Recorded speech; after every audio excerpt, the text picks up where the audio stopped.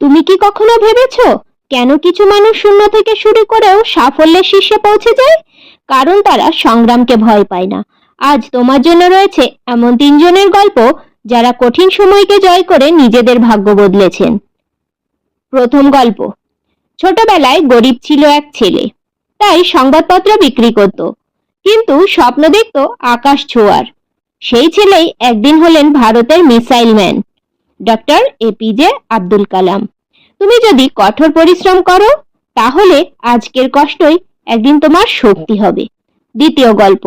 একটা ছেলে ট্রেনের টিকিট চেকার হিসাবে কাজ করত। সবাই বলতো ক্রিকেট তোমার জন্য না, কিন্তু সে বিশ্বাস করেছিল নিজের উপর।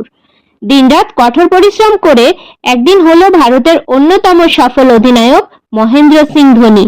যদি স্বপ্ন সত্যি করতে চাও, তাহলে কাজ করে যাও, কথা শুনতে নয়। তৃতীয় গল্প। একজন মহিলা যার জীবনে ছিল শুধু ব্যর্থতা, চাকরি ছিল না, সংসার ভেঙে গিয়েছিল, একমাত্র মেয়ে ছিল ক্ষুধার্ত, কিন্তু সে স্বপ্ন দেখা বন্ধ করেনি। দিনের পর দিন কঠোর পরিশ্রম করে লিখলেন এক বই, হ্যারি পটার। প্রথমে 12টি প্রকাশনী তাকে ফিরিয়ে দিল, কিন্তু সে হাল ছাড়েনি। আজ সে বিশ্বের অন্যতম ধনী লেখক। তুমি হাল ছেড়ে দেবে নাকি লড়াই করবে? তোমার জীবনেও হয়তো অনেক বাধা আছে।